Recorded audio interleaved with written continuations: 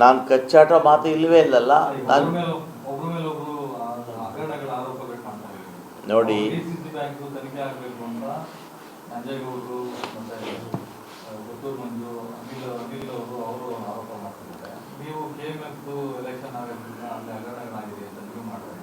ನಾನು DCC bank ತನಿಖೆ ಆಗೋದು ಬೇಡ ಅಂತ ನಾವು ಯಾವತ್ತೂ ಹೇಳಿಲ್ಲ.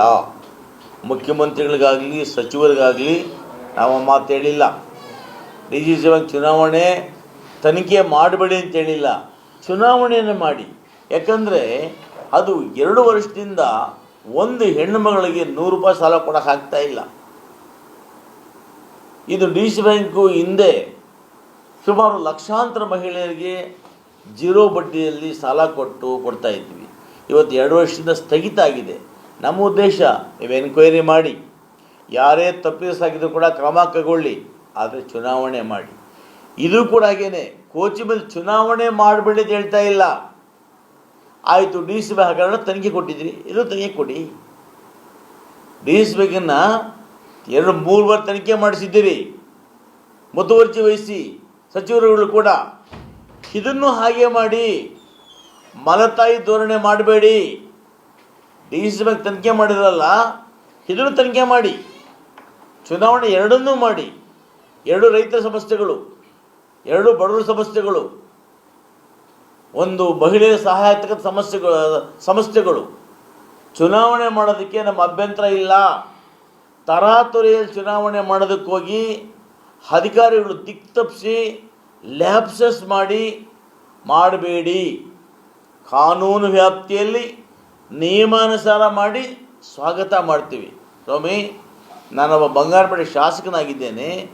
ನನ್ನ ಕಾನ್ಸ್ಟಿಟ್ಯೂನ್ಸಿಯನ್ನು 3 ಭಾಗ ಹಂಚ್ಕೊಳ್ಳಿಕ್ಕೆ ನಿಮಗೆ ಯಾರು ಅಧಿಕಾರ ಕೊಟ್ಟರು? ಯಾರನ್ನು ಕೇಳಿ ಮಾಡಿದ್ರಿ? ಯಾವ ಜನರಲ್ ಬಾಡಿ ಮೀಟಿಂಗಲ್ಲಿ ಪಾಸ್ ಆಯಿತು? ಡಿಲಿಮಿಟೇಷನ್ ಮಾಡಬೇಕಾದಾಗ ಯಾವ ಜನರಲ್ ಬಾಡಿ ಮೀಟಿಂಗ್ ಕರೆದು ನೀವು ಅಲ್ಲಿ ತೀರ್ಮಾನ ತಗೊಂಡ್ರೆ ಹೇಳಿ. ಇದನ್ನು ಲ್ಯಾಪ್ಸಸ್ ಹೇಳ್ತಾ ಇದ್ದೀನಿ. ನಾನು ಏನು ತಪ್ಪುಗಳು ನಡೆದಿದೆ ಆ ತಪ್ಪುಗಳನ್ನ ಎನ್ಕ್ವೈರಿ ಮಾಡಿ. ಮತ್ತೆ ರಿಪೀಟ್ ಮಾಡ್ತೇನೆ, ಇವತ್ತು ಸೋಲಾರ್ ಫೆನ್ಸ್ ಹಾಕತಕ್ಕಂಥ ವಿಚಾರದಲ್ಲಿ ಯಾಕೆ ಸರ್ಕಾರದ ಅನುಮತಿ ತಗೊಂಡಿಲ್ಲ ನೀವು? 2ನೇದು ಎಮ್ಮಿಗೆ ಗೋಲ್ಡನ್ ಡೈರಿ, ಯಾರ್ದೋ ಲ್ಯಾಂಡು ಕನ್ವರ್ಷನ್ ಎಲ್ಲ ಆಗಿದೆ, ತೊಗೊಂಡ್ರಿ ಮಾಡ್ತಾ ಇದ್ದೀರಿ. ಯಾರೋ ಕಾಂಟ್ರಾಕ್ಟ್ರು ಅವನು ಎಲಿಜಿಬಲ್ ಇಲ್ಲ, ಅವನು A1 ಮಾಡಿ ಕೆಲಸ ಕೊಟ್ಟಿದ್ದೀರಿ. ಇವತ್ತು ಅದು ಮುಂದೆ ಹೇಳ್ತೀನಿ. ಅದೆಲ್ಲ ನಾನು ಅದನ್ನು ಹೇಳಕ್ಕೆ ಹೋದೆ, ನೀವು ಅರ್ಥ ಮಾಡ್ಕೊಳ್ಳಿ. ನಾನು ಈಗ ತರಾತುರಿ ಮಾಡೋ ಉದ್ದೇಶ ಏನು ಅಂತ ನೀವು ಅರ್ಥ ಮಾಡ್ಕೊಳ್ಳಿ. ನಾನು ಹೇಳ್ತಾ ಇದ್ದೀನಿ, ನಿಯಮಾನುಸಾರವಾಗಿ ಮಾಡಿಲ್ಲ. ಇವತ್ತು ಅದನ್ನೇ ಒಂದು ಡಿಲಿಮಿಟೇಷನ್ ಮಾಡಬೇಕಾದರೆ ಒಂದು ಜನರಲ್ ಬಾಡಿ ಕರೆದು, ಆ ಜನರಲ್ ಬಾಡಿಯಲ್ಲಿ ಈ ಜಿಲ್ಲೆಯ ಸಮಗ್ರ ಹಾಲು ಉತ್ಪಾದಕ ಮಾಡ್ತಕ್ಕಂಥ ಸಂಘದ ಅಧ್ಯಕ್ಷಗಳನ್ನು ಕರೆದು ಅವರ ಅಭಿಪ್ರಾಯಗಳನ್ನು ಸಂಗ್ರಹಣೆ ಮಾಡಿ, ಅವರ ಅಭಿಪ್ರಾಯ ಕೊಟ್ಟ ನಂತರ 30 ದಿವಸಗಳ ಕಾಲ ಸಾರ್ವಜನಿಕ ಆಕ್ಷೇಪಣೆಗಳಿಗಾಗಿ ಪ್ರಚಾರ ಮಾಡಿ, ತದನಂತರ ಯಾವುದೇ ಆಕ್ಷೇಪಣೆ ಬಂದಿಲ್ಲ ಅಂದಮೇಲೆ ತಾವು ಅದನ್ನು ಅಪ್ರೂವ್ ಮಾಡಬೇಕಾಗಿತ್ತು. ನೀವು ಇದನ್ನು ಯಾವುದೂ ಮಾಡೋದಿಲ್ಲ.